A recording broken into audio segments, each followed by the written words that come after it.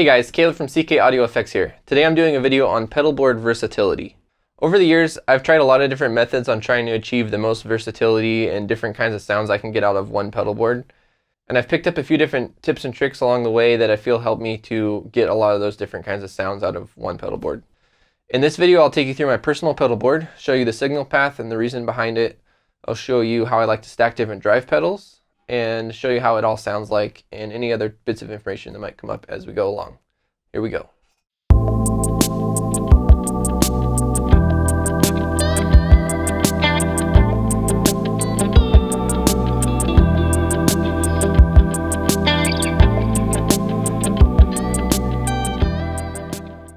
All right, before we get started, I actually want to introduce you guys to a brand new pedal that I'm excited to release. The Ckaudio Drive, Vintage Tube Overdrive. As you can guess, it is a Tube Screamer style circuit. When you've got the brightness and thickness switches down and symmetrical clipping selected, it's a TS-808 circuit to the T.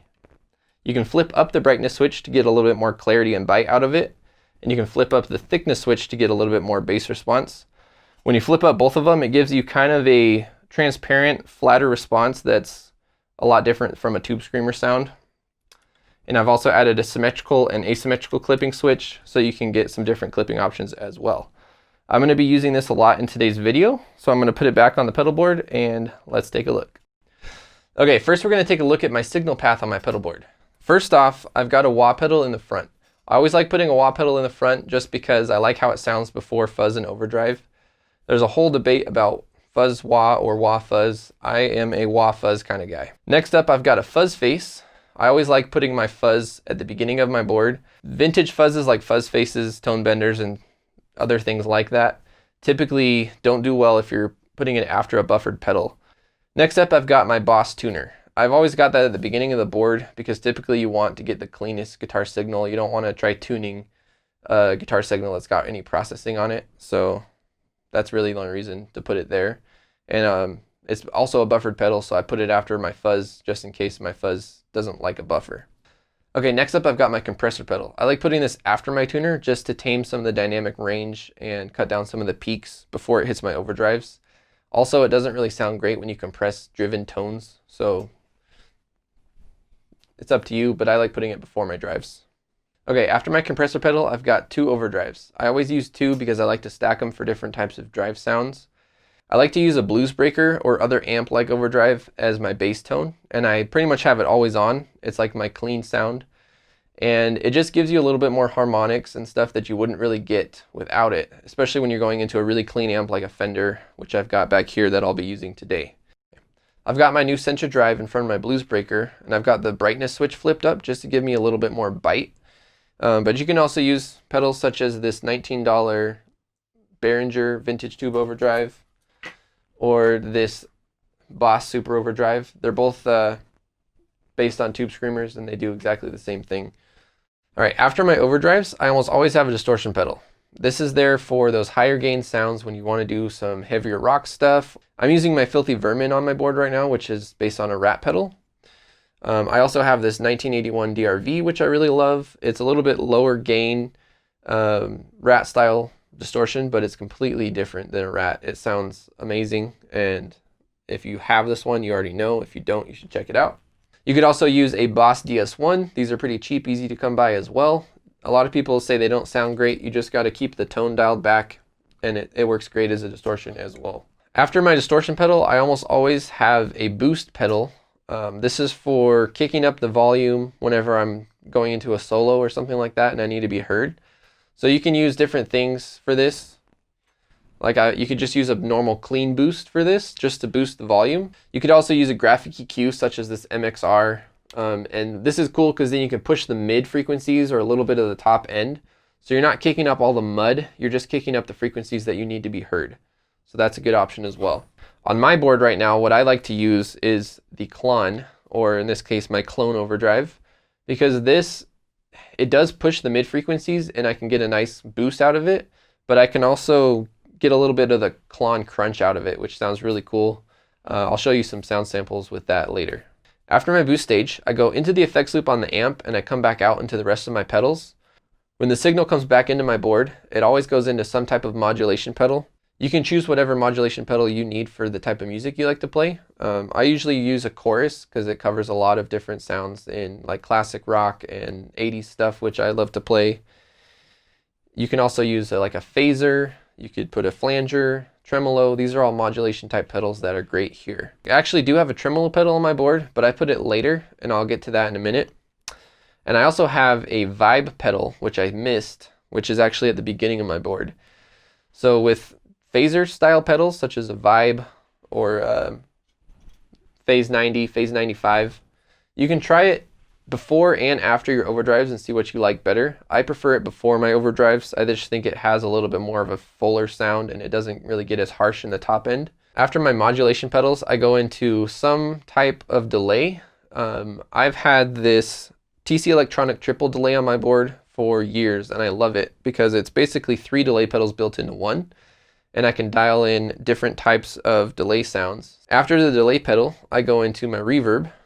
I've got the Strymon Blue Sky, which is a great reverb. You've got plate sounds, room sounds, and spring sounds, and they all sound spectacular. And you can get some shorter sounds or some really long reverb sounds, which are great for ambient stuff. So this reverb pretty much does it all for me. After my reverb pedal, I've got my tremolo. You can try the tremolo before your time-based effects with the modulation pedals if you like. I like putting it after the time-based effects because it kind of takes the reverb and delays with it, and it's more of a prominent sound whenever you've got a lot of reverb and stuff, and it sounds really cool. After my tremolo pedal, I've just got a Ernie Ball VP Junior volume pedal. This isn't really there for any swelling type of effects. I just use it to set the volume in the room when I'm at home.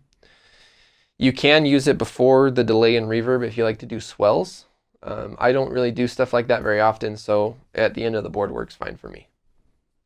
I've put together some different songs I'm going to play to show you how this all sounds and how you can achieve a lot of different tones out of this. The first thing I'm going to play is a song that's got analog and the digital delay stacked.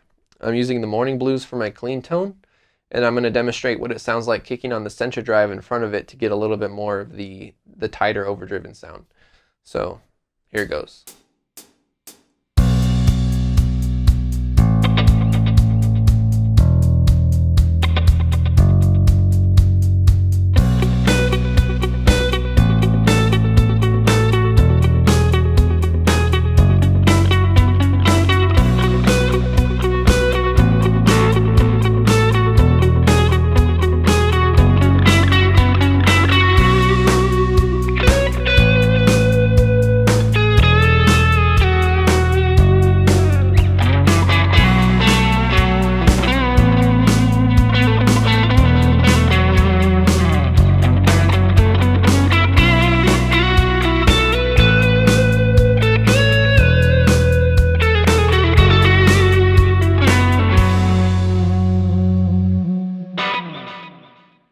Okay, next I'm going to go into a heavier rock kind of sound. I'm using the Filthy Vermin to get a little bit more gain.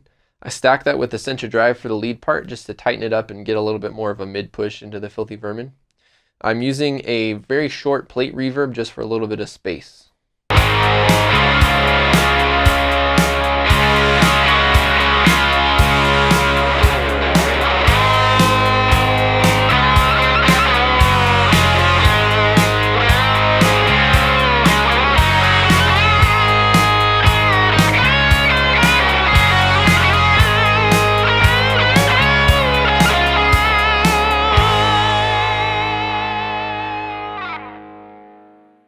Alright, this next track that I'm going to play for you guys is going to be demonstrating a few things. The lead guitar tone is recorded with the fuzz face, so you can hear what a fuzz tone through the setup sounds like. But I'm also stacking it with the clone overdrive, which I really like to do on a fuzz, because it kind of helps to tame the flubbiness of the bass and the sharpness of the high end, and just give you a really nice lead tone that cuts through really well. I'm also using the tape delay setting on the lead guitar, just to give it more of that ambient David Gilmour kind of lead tone. For the rhythm guitars, on one side you've got the Morning Blues and the compressor, and on the other side I've got the Sencha Drive Morning Blues and the Vibe, so you've kind of got that phaser sound. On all 3 tracks I did use the Strymon reverb, just on a large plate setting.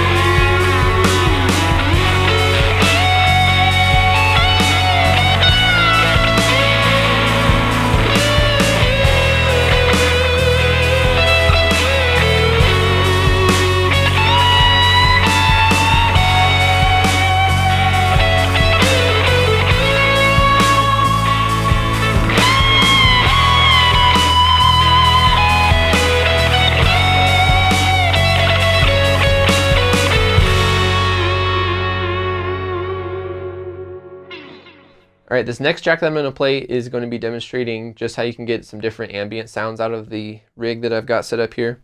So on the main rhythm guitar, you've basically just got the compressor, morning blues, a couple delays stacked, and a big reverb.